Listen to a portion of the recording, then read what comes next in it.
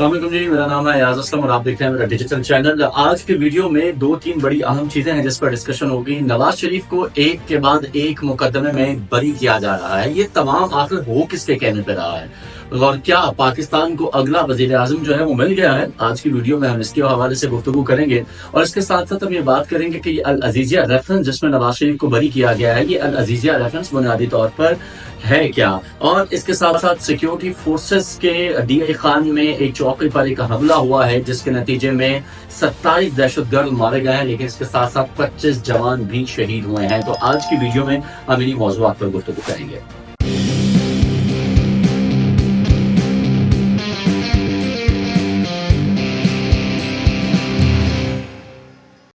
چلیے جی، ویڈیو کا آغاز کرتے ہیں۔ سب سے پہلے تو نون لیگ کو بہت بہت مبارک ہو، نون لیگ کے چاہنے والوں کو مبارک ہو۔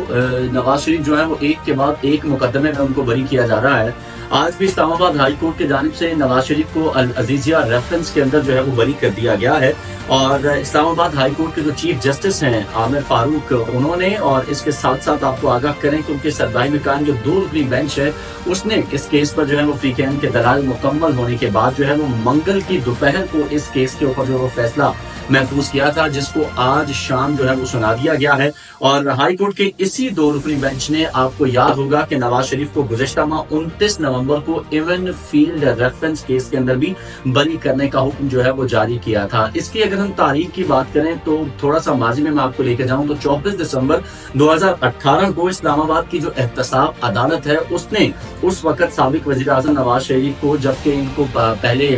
صادق اور امین نہ ہونے کی وجہ سے ہم نے دیکھا تھا کہ پیناما کیس میں سپریم کورٹ نے اس وقت کے جو چیف جسٹس تھے انہوں نے جسٹس ثاقب نثار، انہوں نے ان کو جو ہے وہ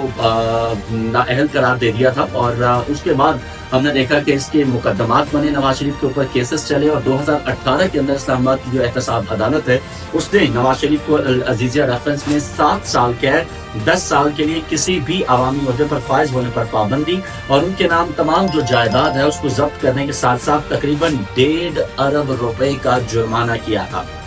احتساب عدالت کے اس فیصلے کے خلاف سابق وزیر اعظم نے رواں برس اسلام آباد ہائی کورٹ میں جب وہ پاکستان واپس آئے ہیں تو انہوں نے ایک اپیل دائر کی تھی، جس پر چند سماعتوں کے بعد ہی ان کی بریت کا فیصلہ جو ہے وہ کر دیا گیا ہے۔ العزیزیہ ریفرنس کی اگر ہم بات کریں تو العزیزیہ ریفرنس بنیادی طور پر ہے کیا، یہ میں آپ کو بتاؤں کہ اس مقدمے کی تفصیلات میں جانیں تو احتساب عدالت میں پیش کردہ جو دستاویزات تھی اس کے مطابق العزیزیہ اسٹیل مل نواز شریف کے والد میاں محمد شریف نے 2001 میں سعودی عرب میں قائم کی تھی، جس کے انتظامی امور نواز شریف کے صاحبزادے جو ہیں وہ حسین نواز چلا رہے تھے۔ اور احتساب عدالت میں شریف خاندان کی جانب سے دیے گئے دلائل میں یہ بھی کہا گیا تھا کہ اسٹیل مل لگانے کے لیے کچھ سرمایہ جو ہے وہ سعودی حکومت سے بھی لیا گیا تھا۔ البتہ نیب کے وکلاء نے کہا کہ شریف خاندان کے اس ضمن میں کیے گئے جو دعوے ہیں وہ کسی بھی دستاویزی ثبوت کے بغیر ہیں، اور یہ علم نہیں کہ اس مل کو لگانے کے لیے رقم جو ہے وہ کہاں سے آئی۔ یہ 2018 کی میں بات کروں جب ان کے اوپر کیس چل رہا تھا، تب نیب کی جانب سے یہ کہا گیا تھا۔ اس وقت نیب نے یہ دعویٰ کیا تھا کہ شریف خاندان نے پاکستان سے غیر قانونی طور پر رقم حاصل کی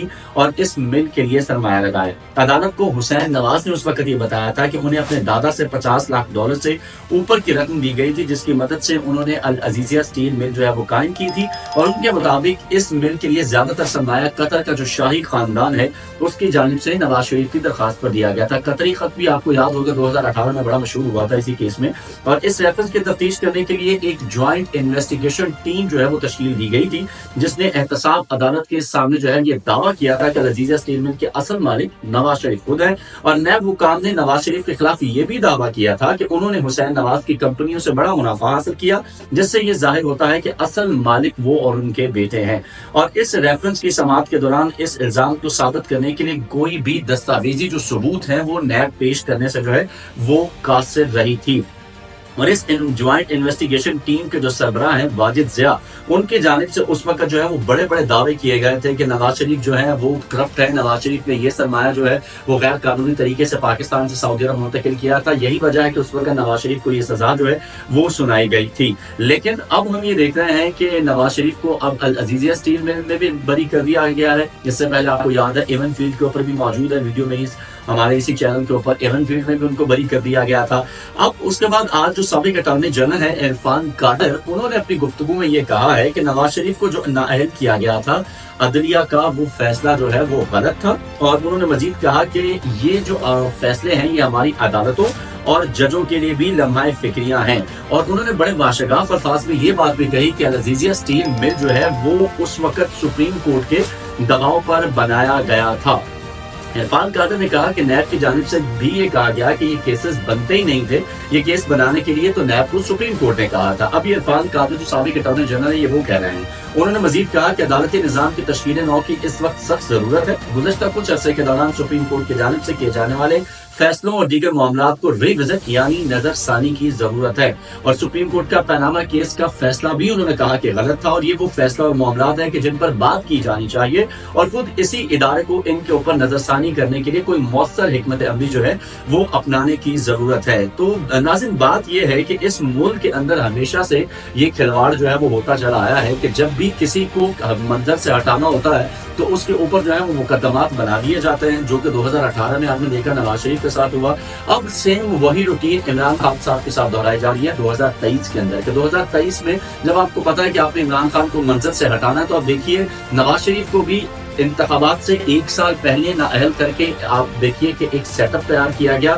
اور نگراں حکومت جو ہے اس سے پہلے ایک پورا سیٹ اپ آیا، اس کے بعد نگراں حکومت آئی۔ اسی طریقے سے آپ یہ دیکھیں کہ عمران خان صاحب کو 1 سال پہلے نااہل کر کے اس کے بعد ایک جو ہے وہ مخلوط حکومت بنائے گی، پھر نگراں سیٹ اپ آیا۔ تو یہ تمام چیزیں جو ہے نا یہ ملتی ہیں۔ آپ کو نہیں لگتا کہ اس ملک کے ساتھ جو کھلواڑ کیا جا رہا ہے، اور اس ملک کے ادارے خاص طور پر عدلیہ اور اس کے ساتھ ساتھ مقتدرہ ادارے جو ہیں، یہ 2 ادارے مل کے، ہم دوسرے ملکوں میں بات کرتے ہیں کہ وہاں کی جو عدالتیں ہیں وہ استعمال ہو رہی ہیں اور وہاں کے جو ادارے ہیں وہ استعمال ہو رہے ہیں، تو کیا پاکستان کے اندر ایسا نہیں ہو رہا؟ آپ دیکھیے سیاست کے اندر ہمارے ساتھ ہو کیا رہا ہے۔ 2018 میں بھی یہی ہوا، 2023 کے اندر بھی آپ یہی کر رہے ہیں عمران خان کے ساتھ۔ تو کیا اس ملک کے اندر کوئی بھی فرد آزاد نہیں ہے کہ وہ آزادانہ جمہوریت کے لیے انتخابات کو لڑ سکے؟ آپ نے پچھلی دفعہ انتخابات میں نواز شریف کو جیل میں رکھا، اس دفعہ انتخابات کی باری آ رہی ہے تو عمران خان صاحب کو آپ نے جیل میں رکھا ہوا ہے۔ تو یہ وہ سوالات ہیں کہ جن لوگوں نے اس وقت فیصلے دیے تھے یا وہ غلط تھے، یا جو آج فیصلے دے رہے ہیں یہ غلط ہے۔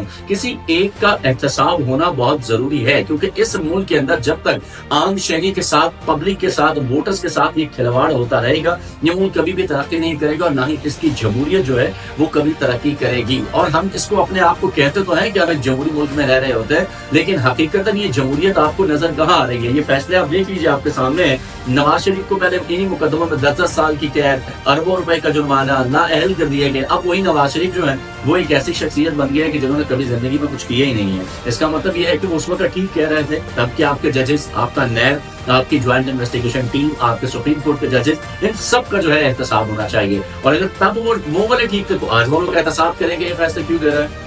لیکن سوال وہی ہے کہ اس ملک کے اندر احتساب کرے گا کون؟ اللہ کرے کہ اس ملک کے اندر جو ہے کچھ حالات ایسے ہو جائیں، ہماری عوام جو ہے وہ اس کے اندر سمجھدار ہو جائے کہ جو نہ صرف جج ہوں، وہ جرنیل ہوں، یا کوئی بھی مقتدرہ ادارے ہوں، وہ ان کو قابل احتساب بنانے کے لیے آگے آئے۔ اس کے ساتھ ساتھ ایک اور افسوسناک خبر جس کے اوپر آج ہم بات کریں گے، اور وہ یہ ہے کہ جناب ڈی آئی خان سے ایک بڑی افسوسناک خبر جو ہے وہ سامنے آ رہی ہے، اور وہ خبر یہ ہے کہ ڈی آئی خان کے اندر سیکیورٹی فورسز نے مختلف علاقوں کے اندر جو ہے وہ آپریشن کیا ہے، جس میں 23 فوجی جوان جو ہیں وہ انہوں نے جام شہادت نوش کیا ہے، لیکن اس کے ساتھ ساتھ 27 دہشت گرد جو ہیں ان کو بھی جہنم واصل کر دیا گیا ہے۔ آئی ایس پی آر کی جانب سے ایک سٹیٹمنٹ جو ہے وہ جاری کی گئی ہے پریس ریلیز میں، جس میں یہ بتایا گیا ہے کہ 11 اور 12 دسمبر کی درمیانی رات کو دہشت گردوں کی سرگرمیاں دیکھنے میں آئی، جس میں ڈی اے خان کے علاقے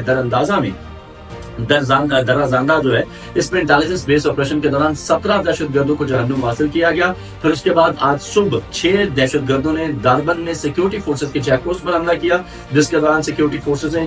چوکی پر دہشت گردوں کے جو داخلے کی کوشش ہے وہ ناکام بنائی، اور اس کے بعد دہشت گردوں نے بارود سے بھری گاڑی جو ہے وہ چوکے سے ٹکرا دی، جس کے نتیجے میں دھماکوں سے عمارت گر گئی اور متعدد اموات جو ہیں وہ ہوئی، اور ان 6 کے 6 دہشت گردوں کو جو ہے وہ جہنم حاصل کر دیا گیا۔ لیکن اس میں مجموعی طور پر اگر دیکھا جائے تو 23 ہمارے جو سیکیورٹی فورسز کے جوان ہیں انہوں نے جام شہادت نوش کیا ہے۔ ملک کے اندر ایک طرف جہاں دہشت گردی دوبارہ قدم اٹھا رہی ہے، تو ہمارے سیکیورٹی اداروں کے لیے ایک بہت بڑا چیلنج ہے۔ اس کے حوالے سے بہت جلد میں ایک اور ویلاگ جو ہے وہ آپ دیکھ سکیں گے اسی چینل کے اوپر، جس میں बुनियादी तौर पर वो इस हवाले से किया गया है। वहाँ के जो जर्नलिस्ट हैं उनसे हमारी गुफ्तगू हुई है, उन्होंने ये बताया है कि इस वक्त DI खान के अंदर दहशतगर्द जो हैं, चाहे सिर्फ DI खान हो या जितने भी आपके अफगानिस्तान के सरहद से मुल्हिका इलाके हैं, यहाँ दहशतगर्द दोबारा पनप रहे हैं और सिक्योरिटी फोर्सेस पूरी कोशिश कर रही है इनको दबाने के लिए, इनको वहाँ पे उनका तला कमा करने के लिए, लेकिन वहाँ पे दहशतगर्दी जो है वो फैलती जा रही है, जिसकी एक मिसाल ये है। तो इस पर भी हम आने वाले वीडियोस में जो है वो गुफ्तगू करेंगे। तो आज की वीडियो से मुझे इजाजत दीजिए, उम्मीद करते हैं आपको ये वीडियो पसंद आई होगी। चैनल को लाइक शेयर और सब्सक्राइब करना जो है ना भूलिएगा। आपसे मुलाकात होगी अगले वीडियो में, तब तक के लिए अल्लाह के बाद।